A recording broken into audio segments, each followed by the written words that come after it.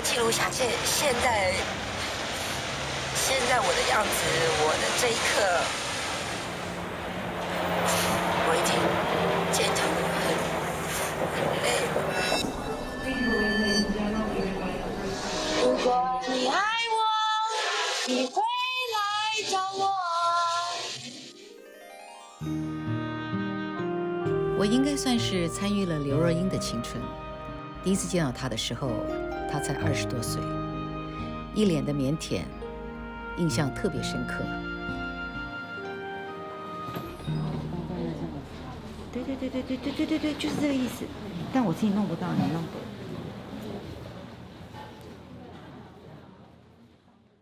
我没有女儿，其实我真的心中其实当年是最希望自己有女儿。可是后来因为我有了刘若英跟李心洁以后，我就觉得我有了女儿。飞机那边他们摄影师想站高一点，然后现场有没有什么椅子是可以给他们站的？找下，谢谢。站高一点。好，来，我们准备。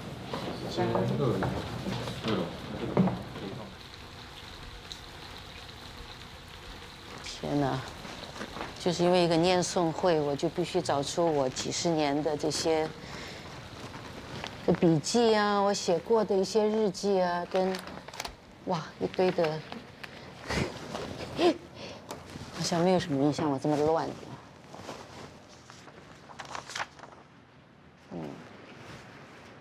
像这篇是1984年写的，真的有点矫情，你知道吗？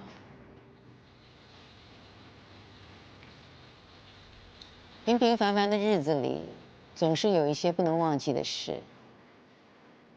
潇洒的笑容里，仍有一些不能忘怀的情。不如意的事发生了，笑一笑就过去了。就这么一笑过了几十年，开心不开心都成回忆。有一些连在回忆中都找不着了。当回头再看这几十年，这一笑，谈何容易？我发生什么大不了的事情，写得这么感叹？我怎么觉得这段话，我好像也写过。反正张姐走的路就是在前面，我在后面，都会慢慢有一样的感觉。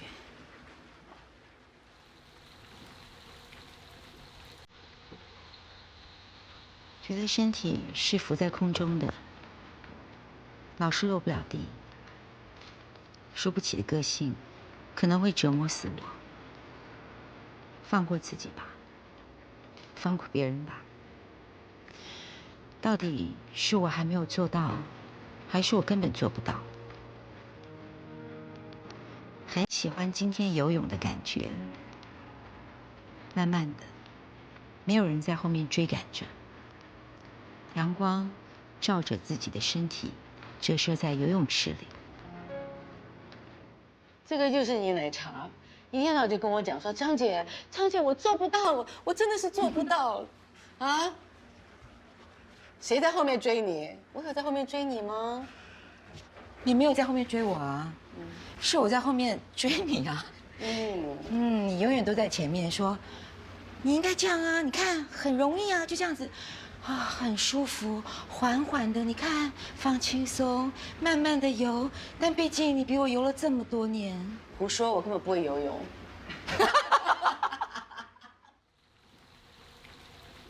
我之所以喜欢写东西，就是我们家我的祖父母一直跟我有写信的习惯。现在人说写信，什么叫写信？对，邮局在哪里？就这次张姐叫我去翻那些，就尘封已久那些笔记本，然后问我青春是什么，然后打开，因为已经不记得自己写过什么了，就觉得应该有很多的那种抱负啊、理想啊、完成的事情啊，就没有就是打开，怎么都是少年不识愁滋味的在那边，就是很多的渴望啊，然后爱啊。现在看起来当然会觉得当时的自己很蠢，但是又很珍惜当时自己的很蠢。因为好像也只有在那种年轻跟无畏的时候，你是可以那么的直接，如果没有受伤的话，也没有回忆，也没有经历，也不会懂。因为我们讲的爱情，你唱过这么多爱情的歌，为爱痴狂啊，这种东西，对我来说，爱情是我青春的最大的动力。我记得我很年轻的时候，我曾经签过一个大的电影公司，叫嘉禾电影公司。我跟他1年以后我就解约的原因，当然其中一个原因就是他不让我谈恋爱。我觉得那是非常痛苦的事情。对我来说，谈恋爱是非常重要的。或许很多人问我说，那谁是你的最爱啊？谁是什么？好像每个都是，当时都是最爱吧。然后你后来就传了一些你曾经写过的，你说，哎呀，张杰，我在年轻的时候都写的都是爱的东西。我就说那个就是青春啊。对啊。刘若英写的：“我的男人有一双深邃的眼，常望着远方看着天，而我却老望着他，因为他是我的天。我的男人有温暖的笑容，总在我泪眼婆娑时对我说：别哭，再哭就没出息了。多好啊！是不是很多回忆？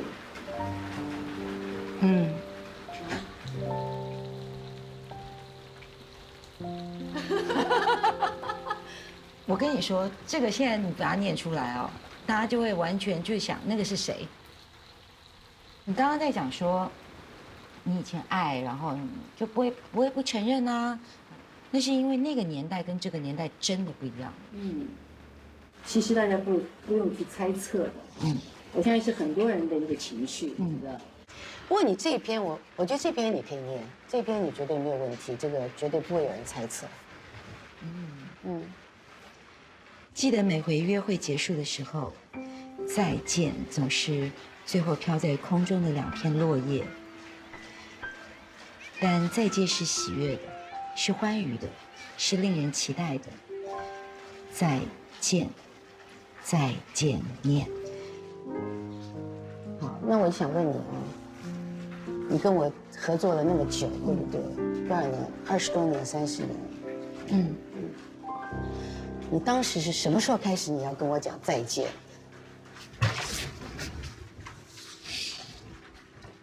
你想了多久？而是什么时候你有这个动机想说，我差不多该跟张姐跟庄姐说再见了？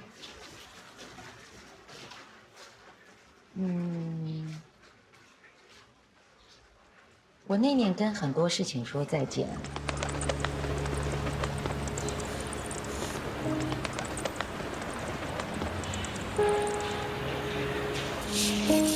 我起码要记录下现在我的样子，我的这一刻，在我这个年龄，我还只剩下一点点的冲动跟一点点的勇气，做这样子的事情。我觉得以后不会再发生，也不会再有。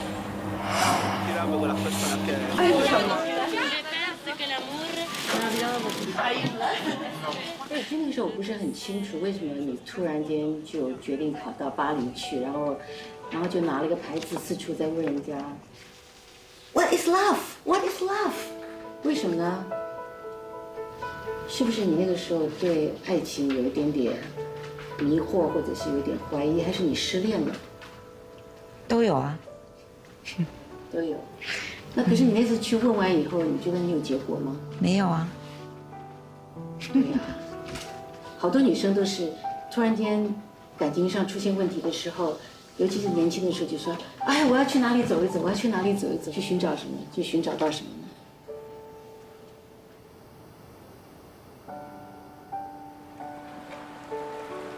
我觉得女人在40的时候呢，就是很纠结。就像我刚刚念说我游泳，你问我说有人在追我吗？其实不是，是我一直以来，我上面有姐姐，我有很漂亮的妈妈，然后我出道了以后，我可能有很多的大哥大姐，就是我记得我第一次上节目，就是张姐要带着我，华健要带着我，大家带，所以我不太习惯我自己出来要做一个什么，就是我觉得我那时候就是我只要听到别人对我有期许，你就觉得是很大的一个对我就觉得我很害怕。可是那个时候就是最多人对我有期许的时候，张姐真的是这个世界上第一个认为我应该要做导演的人，叫我写剧本。张姐就跟我说你就写，然后我说我不会，张姐说我帮你，你就写，我帮你整理。张姐说你去导，我说我不会，没关系，我跟阿庄帮你看着，我不会。然后我40岁生日那一天，李宗盛大哥就跟我说，我觉得你要自己写歌。我那时候觉得又来了，我也不知道哪里有那么大的胆子，我在那里就大翻脸。然后我还记得我那时候跟他讲说，你们这些大哥大姐，我觉得你们不要觉得你们会的都很简单，我就是不会。我记得我那时候就是正在觉得我什么都不要，而且我觉得我就是不会，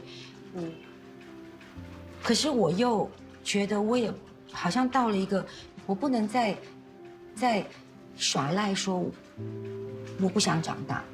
我那时候就是什么都不要，我把家里的家具全部都送人了，我家里就剩个床。我觉得我就是要断。对，我觉得我那时候就是我不要再有任何的牵绊。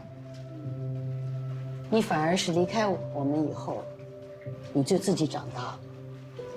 那后来我就觉得说，其实你是对的，你真的是对的，因为应该讲我对你有一种信心，你一定要跨过那个不自信，你才能够慢慢自己找到你自己的路，知道吗？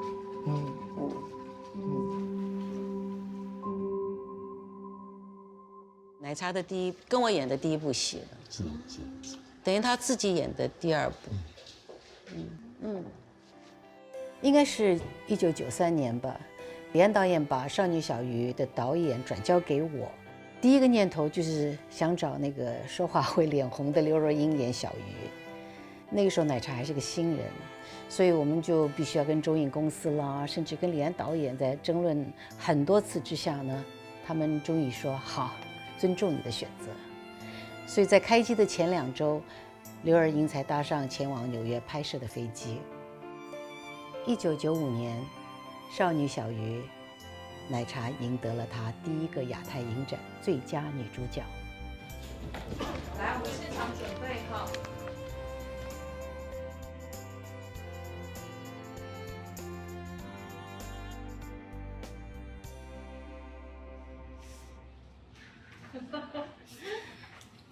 好大香哦！大香，可是呢，我后来实在没有办法，因为我都不能，这些东西都不能记。现在这些东西啊，我发现记这些东西都很麻烦。来，他有一个他的不知道一个什么奖。这个是呢带给念诵会里给奶茶的惊喜，所以不能让他知道，里面全部都是他第一次的作品。其实我也非常感恩，因为有了他，也让我有了第一次做经理人的经历。没事没事，现在退费。好 ，OK。嗨，Renee，好久没有写信给你了。这个阴雨绵绵的下午，翻开20多年前你写给自己的信，上面写着：“不要忘记现在的样子。”我依稀记得你鼓足了勇气，告诉一生军旅的祖父母，你要放弃学习15年的古典音乐，你要唱流行歌了。祖父母无言的泪水。你信誓旦旦地答应他们，给我3年的时间，不管成不成功，我都会离开娱乐圈，回来当一个钢琴老师。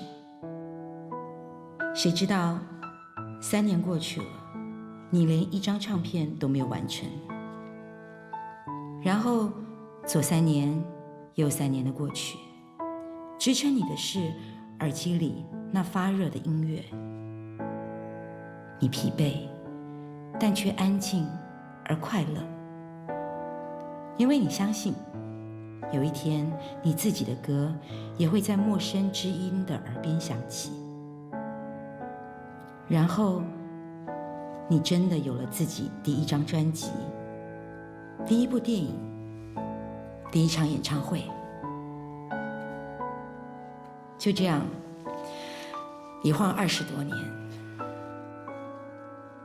这些日子，我看见你开心、沮丧、骄傲、挫折、疑惑、低落，然后你停下来了，你不得不停止唱。你说，自己相信，别人才能相信；自己感动的，才能够让别人感动。那些你曾经唱过的歌，谁敢说那不是爱的证明？你记录了自己岁月青春，也许也寄予了某些听者的情怀。不管那情怀是否走远，歌声回荡在岁月里，流连再流连。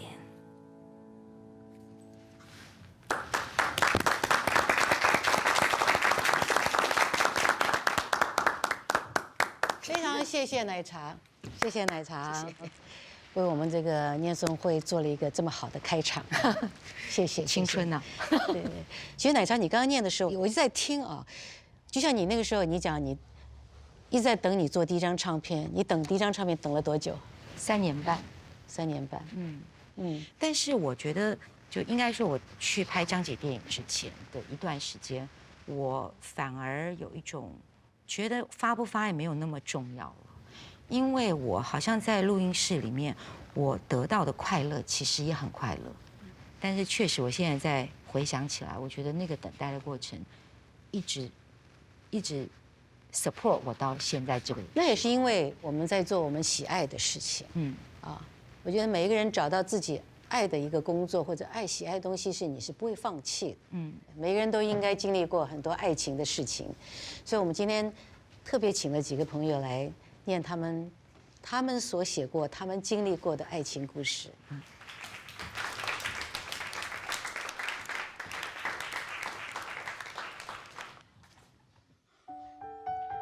你要当兵的时候，你们只在周末约会。后来，你们在不同的城市工作，每个月还是可以见面。你意外考上了研究所，他笑着说：“没关系，每学期都会来找你。”他意外考上了研究所，在欧洲。而你也可以去找他玩，说陌生的语言，看异国的雨。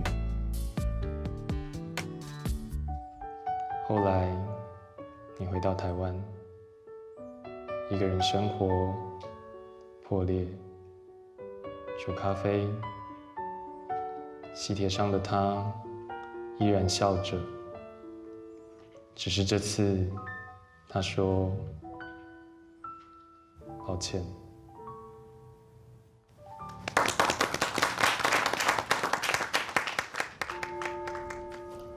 有段时间，无药可救的脆弱，听到所有若有似无的，都能让我落泪。在充满人潮的捷运里，也感受不到自己，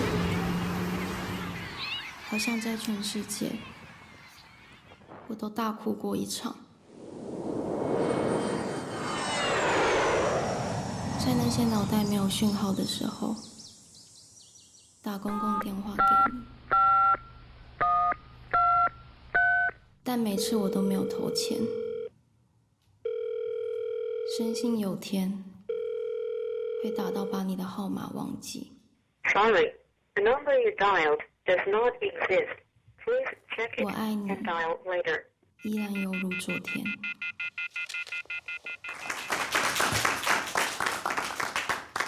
奶茶，又是一个后来，你这段感情在你的人生中对你的影响有多大？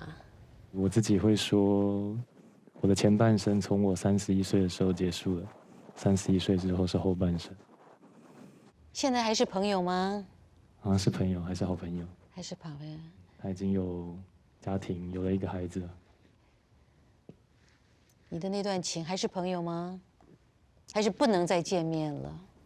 他把他的工作室搬到我家附近，所以我有时候会不小心一直看到他。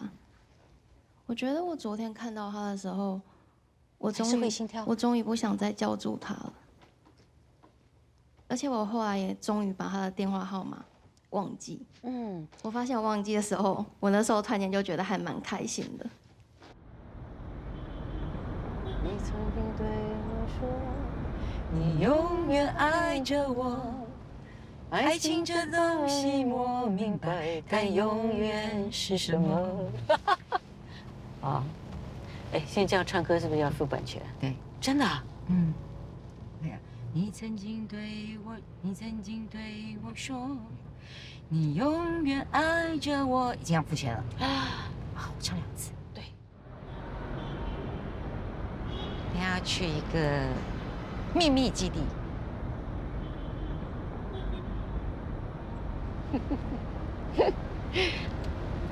我很兴奋。紧张吗？我不紧张，我只是很兴奋。我看你不要带我去哪里。我现在比较在想，要走哪里？我是跟的车去哪里了？来家，你是不是已经迷路了？你拍《少年小鱼》的时候，你应该蛮开心的哦。那我觉得我刚刚开始拍戏的，好像上学，很单纯啊。如果叫你那个时候，如果那个时候叫你选的话，你会选哪个先？感情还是事业？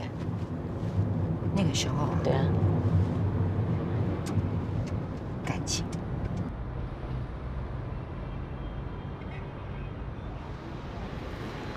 其实我觉得应该要让你那个搞得更戏剧化一点，比如说那个什么眼睛蒙起来啊。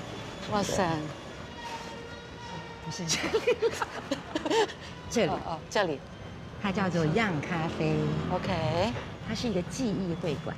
哦，对，哦。然后它这个地方呢，其实是由一群他们都不太记得发生什么事情的人，他们开了一个 ，OK， 所以我们可以进去跟他们喝他们的咖啡。OK。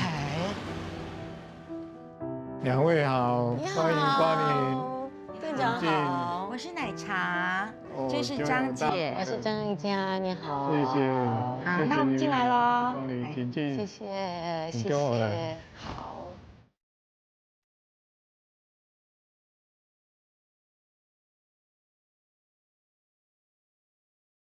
是在2008年的时候，他52岁的时候，我们在跳国标舞，哎，跳得很快乐，突然转一个圈，他就对我笑一下，然后就在我面前像气球一样就这样滑下去。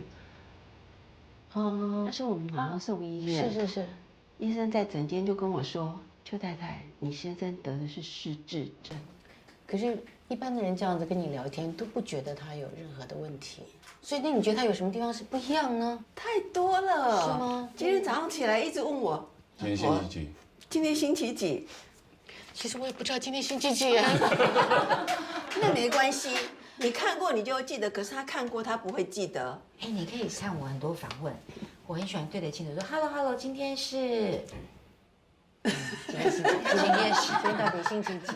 我觉得今天星期几哦？你们回头看一下，后面有个彩虹笔。彩虹记忆原子笔。对。哦。用这个用这个来记忆多好啊！哦，就是红橙蓝绿蓝，红橙黄绿蓝靛紫。对。你觉得你最困难的是什么样的经历，可以令到你可以再往前走那一步呢？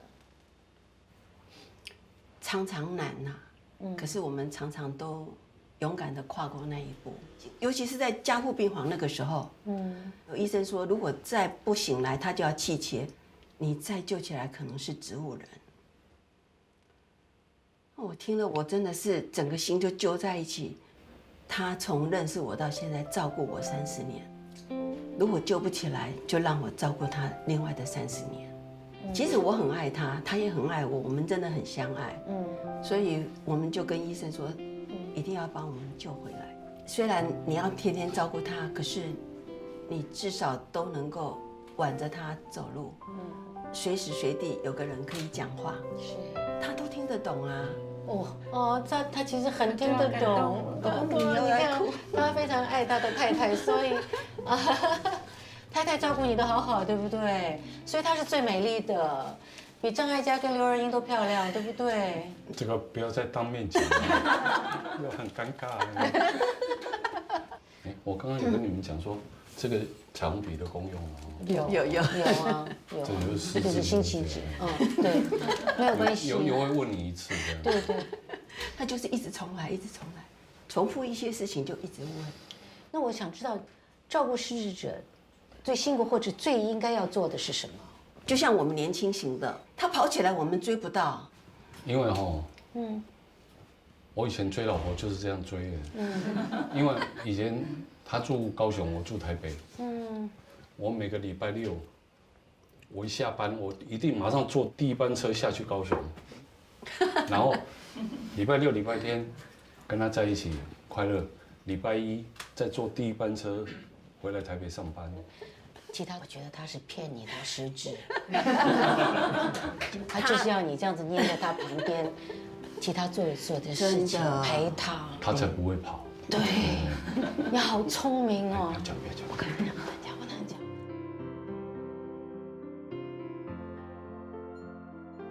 乃珊，你为什么会想到带我到这个地方来呢？因为我觉得我们都是属于那种会有很多对于记忆这件事情对我们是很重要的，但是我们又开始会面临很多的不记得，然后我们的家里面也开始有一些，不要说上有老啊，他们也开始会遗忘，包括我们身边的人。我觉得在年轻的时候，我们常常说我想要忘记。有些东西我就是不想记得，可是忘跟记其实是一直都是在一起的。有一些东西你就是忘不了，你永远会记得；有些东西是你想要记得，但是你却把它忘。你一定觉得这里有很多的故事是会让你很感动的。所谓不管是生什么病，其实不只是失智，就是说你照顾者跟陪伴者，他所要承受的东西其实是。比那个忘记的人更辛苦。对，我越来越少去谈论爱情，并不是我觉得爱情不存在，而是说快乐的时候我也在，你快乐的时候也在，不爽的时候我也在，你想发脾气的时候我也在，让他知道说 I'm here， 我就是陪你。真的就是陪伴。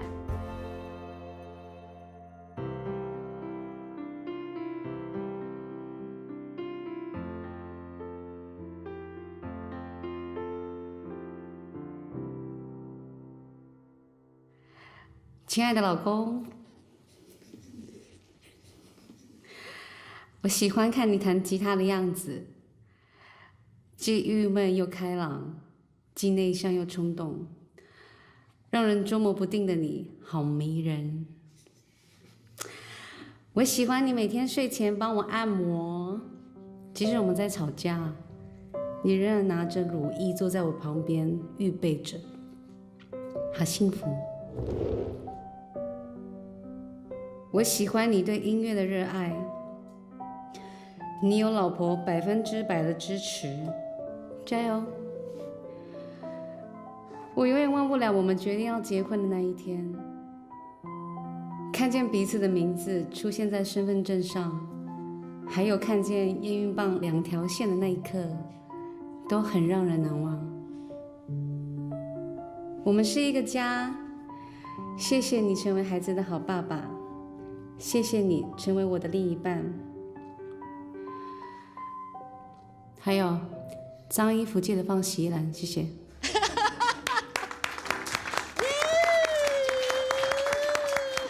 好棒，好棒，好棒，好棒！王辉，听说你写东西，然后你也会写歌，你有为老婆写过歌吗？有写很多，可是他都没有听过。都听啊？我没有听过，没有听过，就他唱给自己听啊。你有没有什么特别的一首歌是特别想唱给老婆听的？我有，就是比较难过的，就是刚开始我们认识，然后他去洛杉矶的一段时间写的歌。你那个时候出国？对。你不要他了那个时候？本来。没有，因为我已经计划好，就是要就去美国可能念书工作，但是我确实去了1个月，但是就是每天呼唤他，每天呼唤着我。他怎么呼唤你？就是一直打电话吵他。对，我也没办法啊，就让他不吵，我也会回去，就是很想他嘛，爱上就没有办法，爱上了就没有办法。所以你那时候有写一首歌给他吗？有啊，我要听。OK。好，老婆来。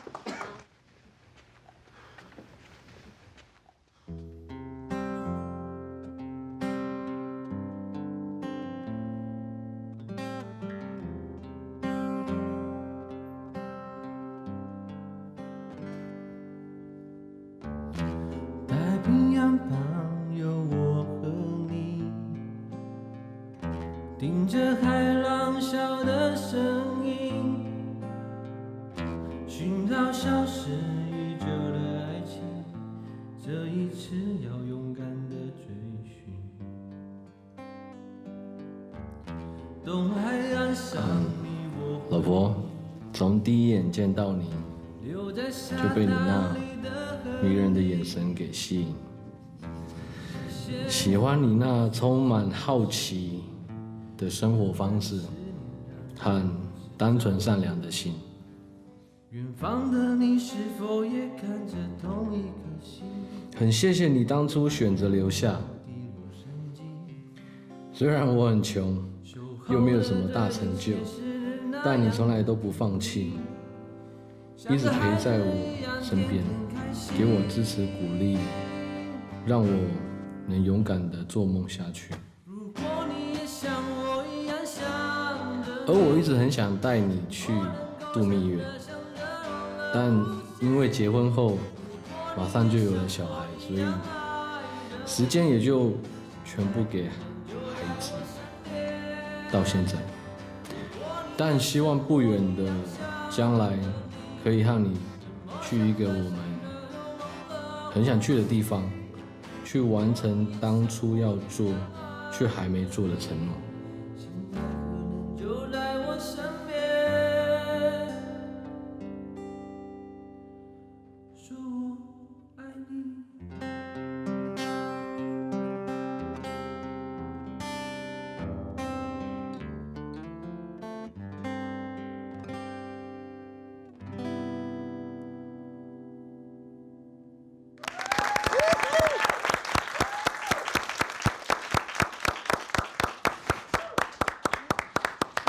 第一次听吗？哦，对，真的吗？嗯，以后就记得这是你们两个的歌。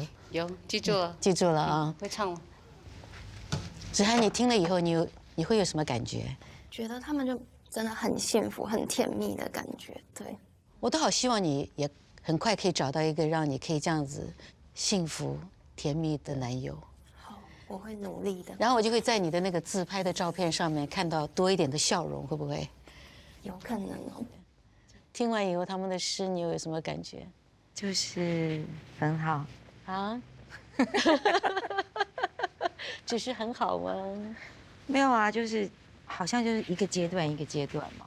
我刚刚听到张姐跟你讲说加油的时候，我在后面就想说，这种事怎么能加油？就是没有啊，可以啊，就我知道你是说他来了就来了嘛，是不是？对，但是我了解，就是当你低落的时候，你看到很幸福的人在下面，你就会觉得，要不会发生在我身上。然后对啊，你们就很幸福啊，就因为那就是阶段，那是每个人选择的方式不一样。至少我觉得你们很开心一点，就是你们开始可以用到文字。对，有时候你写一写，尤其你念一念，这世界上一定不会是只有你孤独的。所以我非常记得我结婚的时候，我在想婚姻是什么。因为我不是那么觉得人一定要结婚。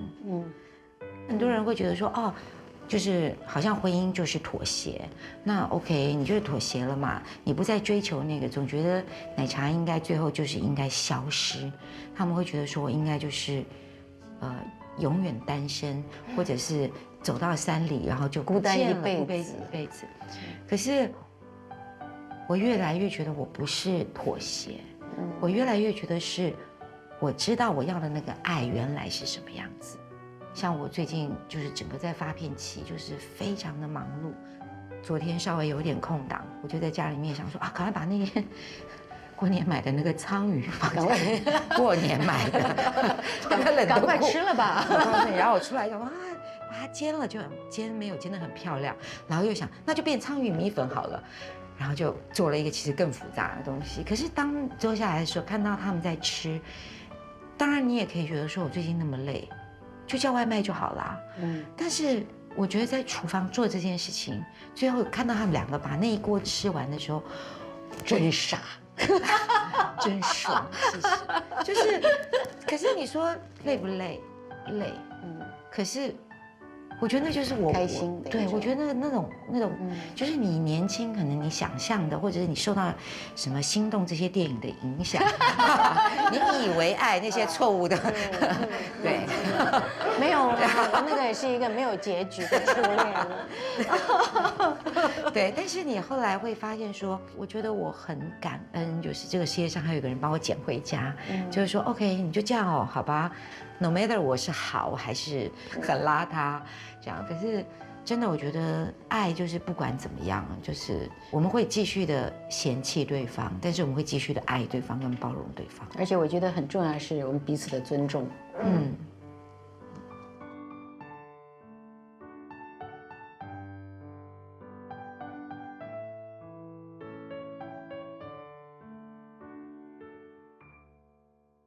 其实呢，我有一封信是我写给你的信，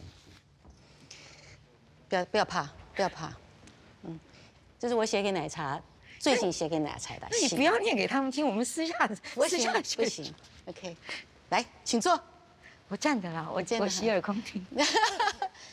OK， 这个是给亲爱的奶茶。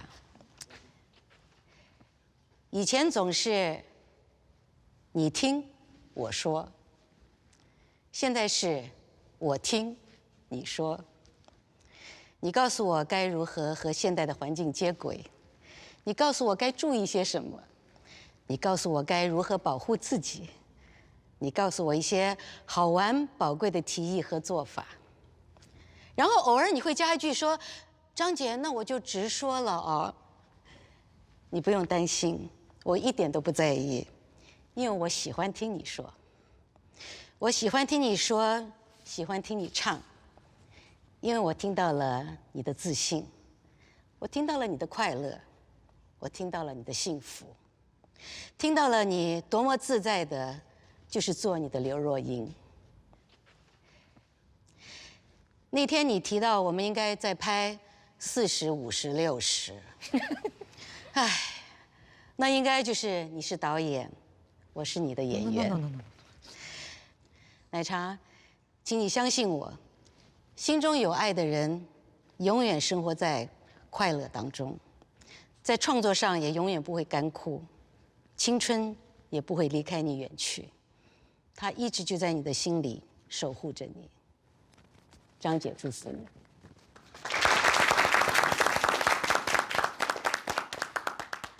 哇塞，这是奶茶，应该是第一个电视剧，对。日落紫禁城，这个是你的第一本书，对，就是演唱会的这个书。我的美丽与哀愁。哎，对我第一次开始拍戏，第一部电影，第一部上映，哇 ，VHS，里面有新结婚时代，有半生缘，色女郎，有生日快乐，似水年华，日落紫禁城，他从海上来，茶迷心中永久的最佳女主角，我的歌迷给我的。好，奶茶，这些一切都交给你了，好不好？太珍贵了，谢谢你。奶茶说她最喜欢的就是拥抱。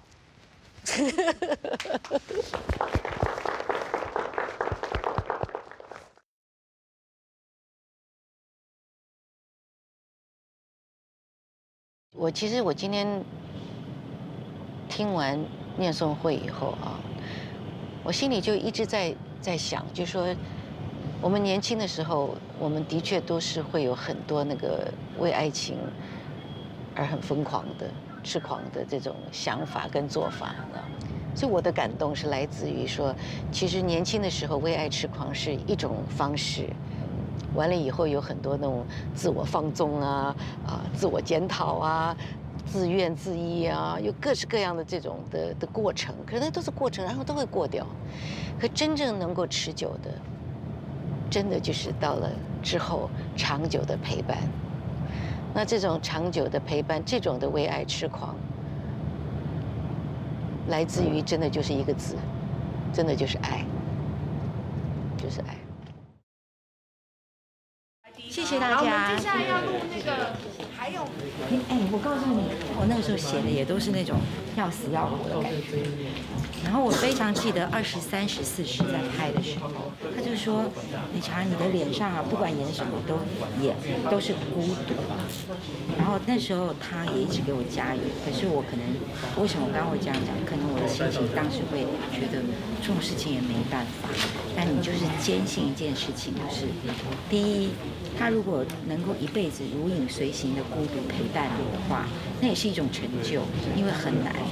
因为有一天呢，你还会想念起说，我因为孤独而写下的东西，我因为孤独而感受到的东西。我今天很谢谢你们给我孤独的片刻，就是当我在听你们那个时候，我就会想到说，我懂。青春，我觉得就是，我觉得青春就是恋爱吧。我跟阿美交往大概差不多，前几天刚600天。然后我觉得他为我做过最痴狂的是，他之前跟我家住的距离大概有骑那个小摩托车，大概1个小时的车程，还要从海港到市区接我上，然后一起上班，就是车程1个小时。然后他是每天从我们交往到现在，几乎每天都是这样，载我去上班，然后再载我下班回家，然后他再自己骑车1个小时再回去他的海港温馨的家，我觉得还蛮感动的。我会为了一个女生去她楼下等1个晚上，然后就是等她原谅我那种。在高3的时候，就是当时有个高2的学妹向我表白过，但是我因为高考的原因，就是觉得高考比较重要，就是将她拒绝了。我为爱做过最痴狂的事情就是，远离自己的城市，去我男朋友的城市发展。做不完的题，还有暗恋的人，以及对未来的憧憬。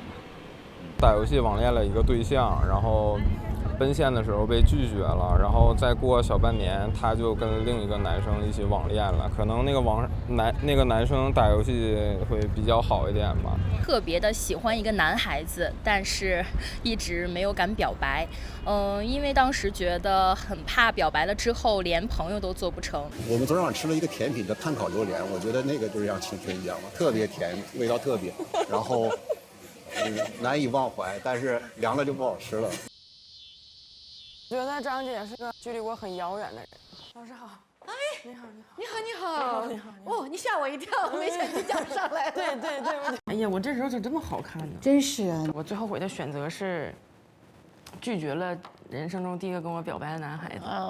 VIP 会员每期专享惊喜彩蛋，更多高能片段等你解锁。有兔 APP 聚合海外影音潮流，上微博参与《念念青春》官博联合微博纪录片的青春中最美好的瞬间是什么？互动征集活动，赢节目惊喜周边。感谢独家社交平台微博、手机合作媒体新浪娱乐、微博纪录片、新浪综艺对本节目的大力支持。真的，而且我真的会非常的对我的另一半好，那好多人不珍惜，就是看不到我的好。会的，会的，哎，对你相信。